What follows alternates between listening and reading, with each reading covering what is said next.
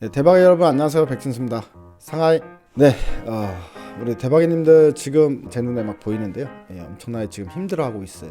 우리 대박이님들의 모습이 제 눈에 선하게 이제 들어오고 있습니다. 시장과 관련해서 오늘은 이야기를 해봐야 되겠죠. 당연히 시황과 관련된 이야기를 해봐야 될 텐데 시황과 관련된 이야기 지금 말이 안 나옵니다. 시장을 좀 불안에 떨게 하는 요인들은 결국 우크라이나 전쟁이 일어나냐 안 일어나냐 계속 그 이야기만 계속 하루 종일 나왔었죠.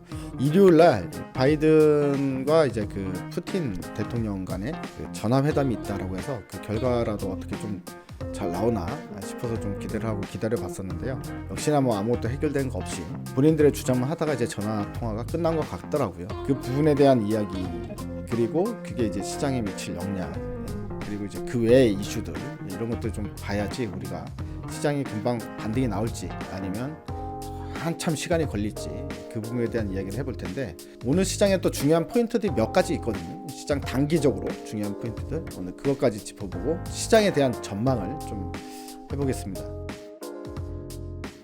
오늘 나온 추가적으로 업데이트된 소식들만 좀 볼게요. 러시아 우크라 침공 공포에 이제 글로벌 금융시장이 휘청했고 나스닥이 이제 2.8% 거의 3% 가까이 이제 급락이 나타났다. 오늘 우리 시장도 반영이 됐죠. 코스닥 지수 거의 이제 비슷하게 하락 마감이 된 상황인데요.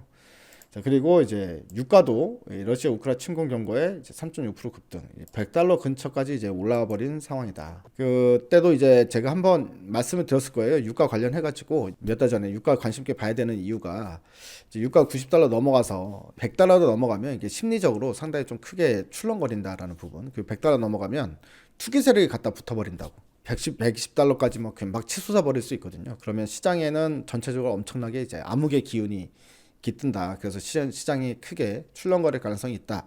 이렇게 말씀드린 적이 있는데 지금 이 우크라이나 공포 때문에 거의 뭐 $100까지 들어 올려버린 상황입니다. 전쟁이 나지도 않았는데도 불구하고 이런 상황이기 때문에 상당히 좀 심각한 상황이다. 이렇게 이제 볼 수 있는 부분이고요. 영국 국방장관이 또 추가적으로 이런 얘기를 했습니다. 미네 협정 때 분위기다. 러시아 침략 가능성 높게 보인다. 휴가 하루 만에 복귀해서 이렇게 이야기했다고 합니다. 주말 동안 나온 소식은 이제 미국에서 이제 러시아 침공 일자를 아예 공개를 했죠. 16일 날 침공할 거다. 러시아에서는 당연히 부인을 하고 있는 상황이었고 계속 이제 러시아에서는 침공 안 한다. 그리고 이제 미국과 유럽에서는 침공한다. 이렇게 지금 대립이 되고 있는 상황인데요. 서로 말이 다른 상황이죠. 다른 상황이기 때문에 이제 우리 투자자분들은 더 대박인들은 더 헷갈릴 수 있는 부분이다 싶은 생각이 드는데 추후에 또 이제 이야기를 나눠보겠습니다. 전 IAEA 사무차장 북한 영변 우라늄 플루토늄 생산시설 가동 정황이 포착됐다. 이런 소식은 또 오늘 장 출발하자마자 나왔거든요. 그래서 우리 시장이 안 그래도 개파락 출발을 했는데 이 소식 나오면서 낙폭을 조금 더 확대하는 이런 모습이 또 보였었습니다. 그러니까 지정학적 리스크가 우크라이나 하나로도 지금 족한데 굳이 꼭 북한까지 이렇게 움직여야 되느냐 싶은 생각이 또 드는 모습이다라는 점하고요. 그다음에 지금 현재 글로벌 공급망 문제도 계속해서 심각해지고 있는 상황입니다. 재고가 급속도로 감소하고 있다. 글로벌 원자재 대란이 몰려오고 있다. 그러니까 이제 원자재 가격 급등에 게다가 이제 공급망 이슈 때문에 원자재 부족 현상에 이런 것들이 지금 시장에 이제 넓게 이제 만연하게 퍼져 있는 상황인데요. 여기서 이제 가장 큰 문제는 뭐냐면 이런 식으로 이제 공급망 문제가 발생이 되면 순수 공급망 문제뿐만이 아니라 이렇게 되면 이제 재고를 싹 긁어 모아가지고 이걸 안 푸는 세력들이 존재하잖아요. 유통 쪽에서 장난질이 시작이 된다는 게 가장 큰 문제입니다. 예전에 우리 한번 요소수 같은 경우도 요소수 품귀 현상이 나타나니까 요소수를 꽉 들어안고 10배, 20배 여기에 이제 조금씩만 물량을 내놓고 이런 사람들이 분명히 생기잖아요. 이런 항상 이제 원자재 급등이 문제가 아니라 품귀 현상이 나타날 때 유통업자들이 이걸 다 쟁겨놓는단 말이죠. 그래서 일부러 안 풀어 시장에 10배, 20배 올라가도 사람들이 돈을 줄 테니 줘라 제발 좀 이렇게 할 때까지 만연해질 때까지 기다렸다 풀기 때문에 공급망 이슈가 빨리 해결 안 되는 부분도 있다. 그러면 이제 나중에는 오히려 계속 이 수준이 유지가 되다가 이게 공급망 문제가 해소된다라는 소식이 나오기 시작하면 이제 이 재고를 들고 있는 유통업자들이 물량을 한 번에 확 풀 수도 있죠. 그러면 생각보다 빠르게 공급망 문제는 또 급격하게 또 안정화될 수 있는 가능성도 있지 않을까. 지금 시장에 이걸 쟁겨놓고 안 풀어놓고 있는 물량들이 얼마나 있는지를 뭐 아무도 알 수가 없으니까요. 근데 이제 러시아 쪽에서는 다른 이야기가 나옵니다. 러시아 전문가들은 러시아가 우크라 침공했을 때 엄청난 대가를 치러야 되는데, 그러니까 경제적 실익도 없다 이거죠. 그러니까 가능성이 낮다. 이런 이야기도 나오고 있습니다. 우크라이나 공격을 할까요? 과연? 이 부분에 대해서 우리가 또 예상을 해봐야 되는 게요.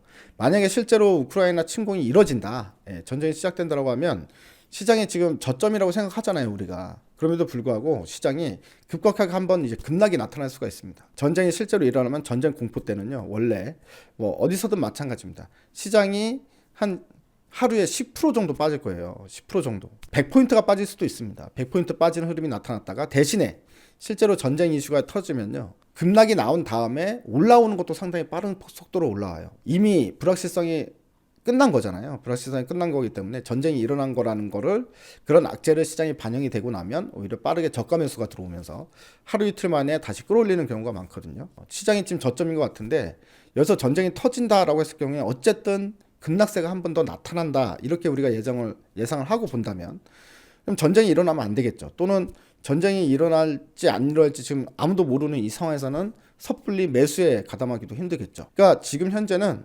그냥 어떤 이슈가 나오는지 지켜보는 것밖에 우리가 방법이 없다.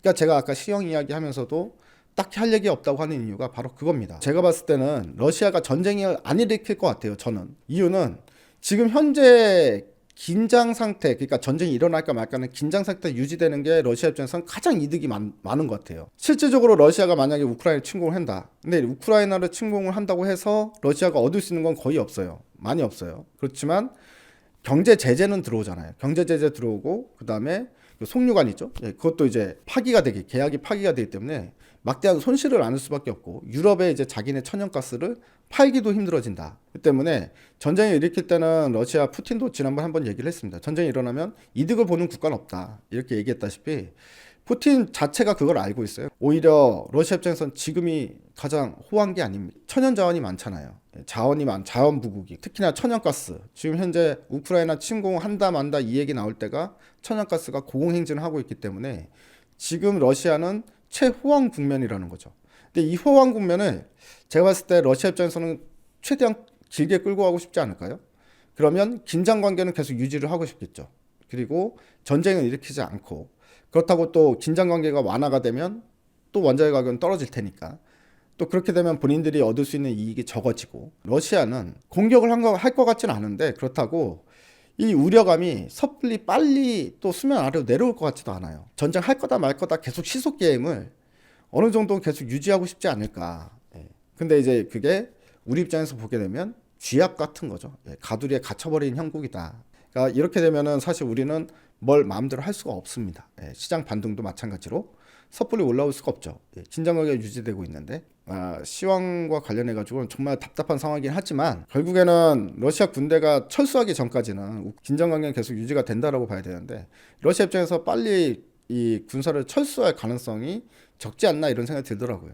그러니까 이제 제가 이제 답답하고, 시황에 대해서 할 말이 없다, 이런 얘기가 나오게 된 배경이 됐다, 이렇게 생각하시면 될 것 같습니다. 자, 이게 이제 가장 큰 이슈니까 이렇게 이쪽 보고요. 그 다음에 두 번째 이제 긴축 이슈에 대한 이야기도 좀 해보겠습니다. 답답한 소리가 먼저 하면, 지난주 금요일 날 블러드 총재가 또 이제 강력하게 또 이제 금리 인상에 대해서 해야 된다, 이렇게 강력하게 주장을 했습니다. 근데 이제 오늘은 또 어떤 얘기가 나왔냐면, 역으로 샌프란시스코 연은 총재는 역효과가 우려된다, 금리 인상에 신중해야 된다라고 하면서 비리급파적인 발언을 또 해줬어요. 사실은 지금 단기적으로는 기대할 수 있는 부분은 이 부분인 것 같아요. 자, 그리고 오늘 새벽 시간에 라가르드 ECB 총재가 의회에서 연설이 있어요. 연설이 있는데, 지난번에 라가르드 총재가 이런 발언을 했었죠. 금리 인상을 해도 이 인플레이션 문제가 해결될 것 같지 않다. 근데 저도 그 말에 동의를 하는 게, 지금 사실은 인플레이션의 가장 큰 우려는 생산성 저하로 인해서 공급 부족 현상, 그리고 또 두 번째가 바로 이제 우크라이나 전쟁 위협이잖아요. 그래서 금리를 인상한다고 해서 과연 딱딱 계산기에 맞게 떨어지듯이 인플레가 갑자기 확 잡힐까? 과연 이제 잡힐까? 이런 생각이 좀 들거든요. 그래서 오히려 지금 같은 경우에 금리 인상을 하면 사람들의 소비를 엄청나게 축소시키고 투자가 거의 완전히 절단이 되겠죠. 그래서 오히려 경기 악화로 갈 수 있다, 이런 부분에 대해서 이 정책 당국자들이 좀 생각해야 될 포인트가 아닌가, 시점이 아닌가 싶은 생각이 들거든요. 그래서 당연히 이제 최근에 라가르드 ECB 총재 같은 경우에는 약간 이제 금리 인상에 대해서 회의적인 반응을 보였기 때문에 이 부분이 이제 플러스 알파 요인이 될 수 있고요. 그다음에 연준 의원들 같은 경우도 이제 반대급부가 생겨나기 시작하고 있다는 거죠. 예, 샌프란 연은 총재처럼 오히려 이제 금리 인상에 있어서 좀 신중하게 생각해야 된다. 그래서 이런 부분들에 대한 언급들, 이런 것들이 좀 있으면 오늘 미국 시장은 어느 정도 이 효과에 힘입어서라도 단기적인 반등은 나올 수 있지 않을까라는 생각이 좀 들어요. 지금 우리가 솔직하게 얘기하겠습니다. 지금 당장에 기대할 수 있는 부분은 긴축에 대한 비극이파적인 어떤 스탠스의 변화, 아니면 덜 매파적인 스탠스의 변화, 그걸 가지고 어느 정도 기술적 반등을 좀 기다려야 되는 시기가 아닌가 싶은 생각이 들고요. 일단은 시장에서 가장 크게 상승으로 반응할 수 있는 부분은 우크라이나 전쟁 사태가 수면 아래로 좀 가라앉아 줘야 되는데, 사실은 지금 상황에서 그 이해 당사국인 러시아 같은 경우에는 지금 수준을 유지하고 싶은 게 그들의 속마음이 아닐까라는 생각이 좀 들어서 이거는 좀 더 지속되지 않을까 싶은 생각이 들어요. 뭐 이런 악재들, 산적해있는 악재들이 하나하나 해소가 돼갈수록 다시 지수는 레벨업이 되기 시작할 텐데, 어느 정도 되돌림 반등이 나오기 시작할 텐데요. 여기까지 가는 시간은 조금 걸릴 수 있겠다 싶은 생각이 듭니다. 아무튼 이런 부분들 좀 참고하셔가지고 우리 대방님들께 제가 드리고 싶은 말씀은요, 지금 당장은 뭔가 공격적으로 우리가 액션을 취하는 타이밍을 막 빨리 잡으려고 하기보다는요, 어느 정도 시간적인 여유를 갖고 지켜보는 게 가장 좋을 것 같고, 그리고 여기서 이제 가장 중요한 게 지금 현재 물려있는 것들 있죠. 웬만하면 절대 팔지 마십시오. 일단은 시간이 좀 걸리더라도 시장이 올라올 때까지 기다렸다 파는 게 맞습니다. 지금 시장 다 떨어졌는데, 그리고 어느 정도는 이 8분 능선까지 왔다 그러잖아요. 그 말은 어느 정도는 지금 악재가 시장에 다 반영이 된 상태입니다. 주가 가만히 있지 않았잖아요. 다 이미 폭락이 나온 상태이기 때문에 이런 시점에서 무언가가 이제 여러분들을 겁나게 만든 요인들이 중간중간 생길 거예요. 그렇다고 해서 거기에 반응을 해서 갑자기 저점에서 다 던져버린다거나 손절을 쳐버린다거나 이렇게 했을 경우에는 그 피해 금액이 이제 워낙에 크기 때문에요. 사실 이런 국면일수록 그냥 눈 딱 감고 올라올 때까지 기다리는 게 가장 큰 약이고요. 더 이상은 할 수 있는 게 없다. 아예 이렇게 생각하시면서 우리 대박인들 좀 버티셨으면 좋겠습니다. 이럴 때 인내심을 좀 발휘를 해가지고, 그리고 결과적으로 그냥 이럴 때는 좀 어느 정도 용기가 필요한 것 같아요. 네가 죽나 내가 죽나 한번 해보자. 이렇게 지금 우리가 생각해야 될 타이밍이 왔다. 너무 겁먹지 마시고, 어차피 세상은 돌고 돈다. 주식도 돌고 돈다라는 원리가 있죠. 원칙이 있습니다. 즉 지금은 주가가 급락을 하는 단계지만 결국엔 시간이 지나면 언제 그랬냐는 듯이 또 다시 저쪽 위에 가 있겠죠. 그런 상황이 결국엔 올 수밖에 없다. 이 사이클을 좀 생각을 하시면서 이 마음의 심리적인 안정을 좀 취해야 될 때가 아닌가 싶은 생각이 듭니다. 아무튼 모두도 화이팅 하시고요. 올해 이제 2월 달까지밖에 안 왔습니다. 2달까지밖에 안 왔는데 이런 얘기도 많죠. 상저하고, 그러니까 하반기 되면은 포스트 코로나로 거의 완벽하게 갈 것 같고요. 그렇게 되면서 경제 활동도 이제 활성화되고, 취업률도 높아지고, 그렇게 되면서 경기는 이제 실질적으로 선순환 구조로 들어오는 초입기가 될 수 있기 때문에 상저하고를 기억하시고, 하반기 때 여러분들 지금 힘든 거 전부 다 보상받을 수 있다. 이렇게 저는 생각하고 있으니까요. 모두들 기운 내시기 바랍니다. 저도 오늘 목소리에 기운이 좀 없지만 이건 어쩔 수 없는 것 같아요. 주식하는 사람이라면 우리 대박인들이나 저나 똑같이 힘든 거죠. 힘들고 좋을 때는 또 이제 기분 좋고 목소리에 힘도 들어가고 이러지만 그렇게 하고 싶어도 그렇게 하기가 좀 힘든 것 같습니다. 모두들 힘내보자고요. 화이팅입니다. 모두들 대박 나십시오. 대바이.